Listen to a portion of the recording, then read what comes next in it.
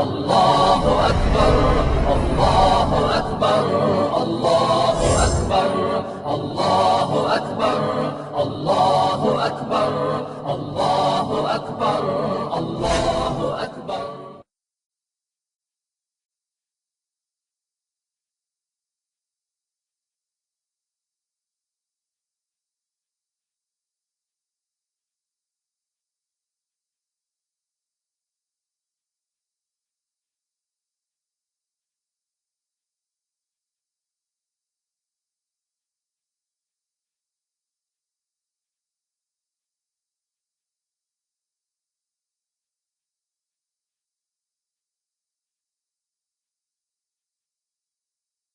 An atheist, if asked, who made you, will answer, well, nobody, nothing.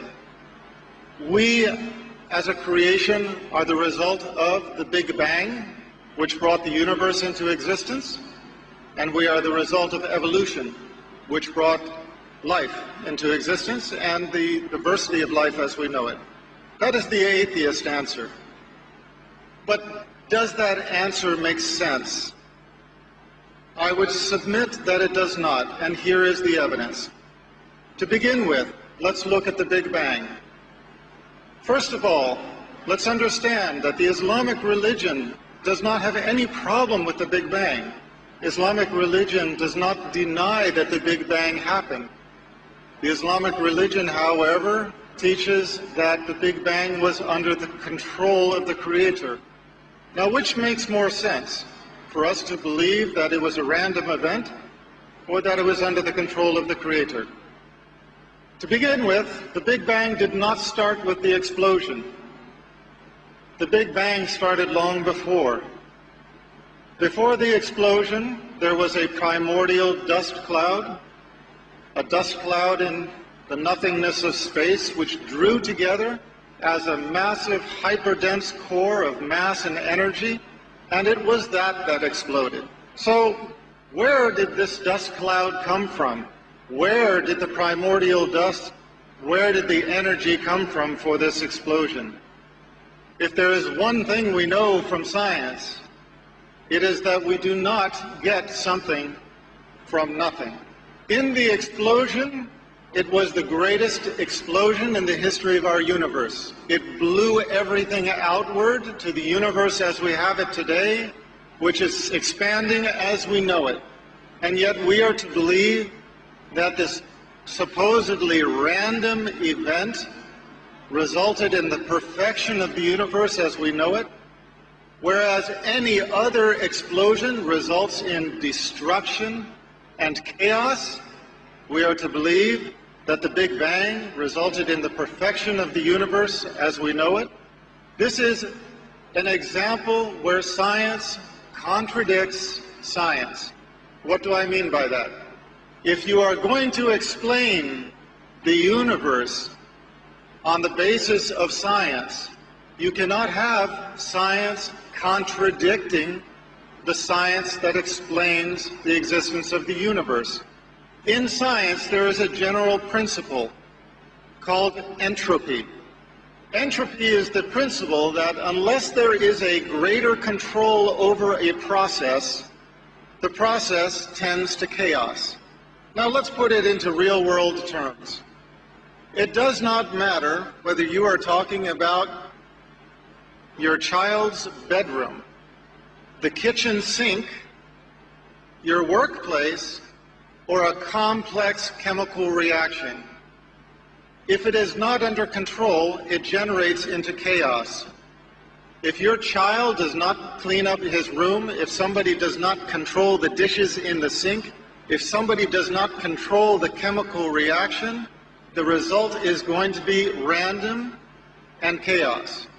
But we are to believe that the massive explosion of the Big Bang resulted in perfection and not chaos. This is an example where science contradicts science.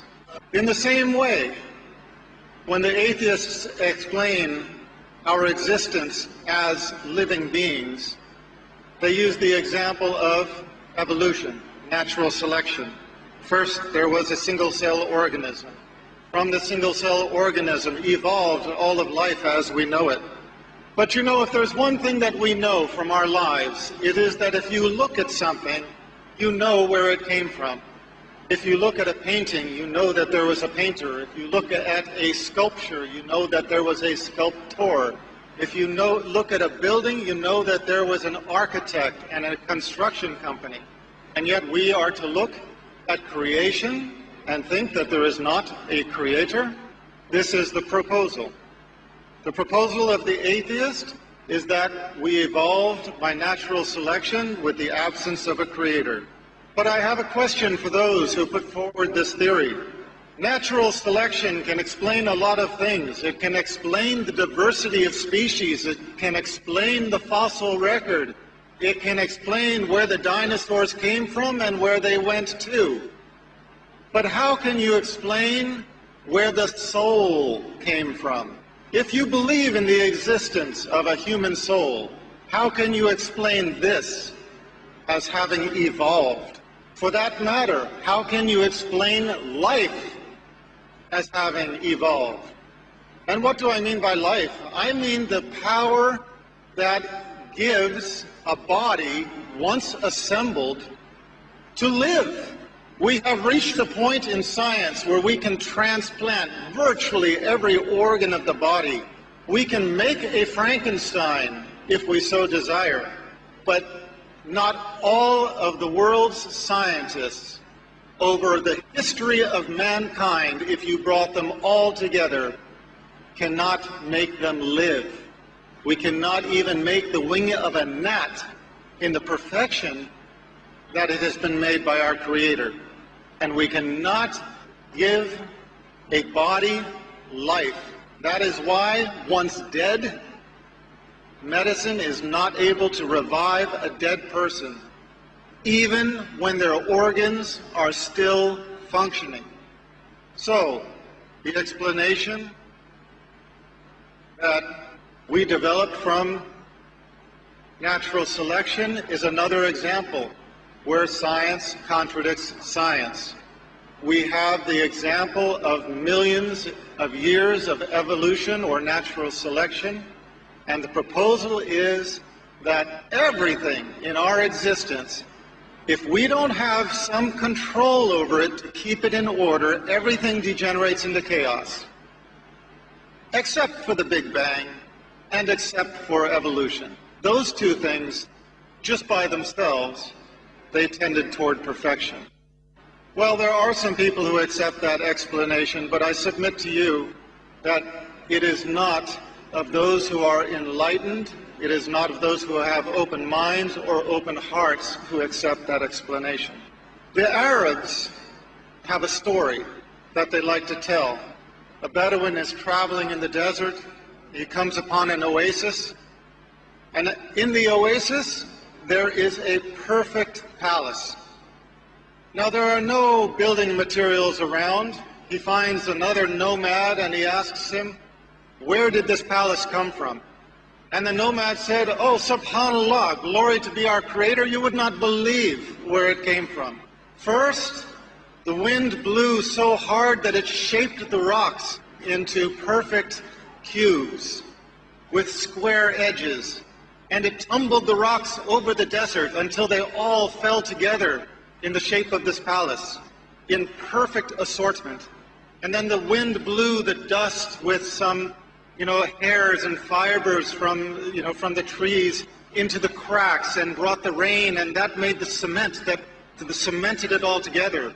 And then lightning strikes blasted the sand into sheets of glass and blew the sheets of glass into the windows. And then the elements took wood from the far corners of the earth and shaped it with the wind and the different force of the elements into furniture and into window trim and doors. And tornadoes and hurricanes carry it here and drop the doors into the door places, drop the windows and made the window frames, tumbled the furniture into the rooms. These strong winds took the fibers out of the backs of our sheep, wove them together into tapestries and carpets, and coated the floors with it. And all of this happened just in this one place on earth to make this perfect palace. You know, when we begin thinking about it, we cannot help but roll our eyes and realize, come on, this guy is crazy. This is impossible. And yet what we are told to believe is that the Big Bang and natural selection, through the two most climactic events in the history of creation, accomplished something even greater than this.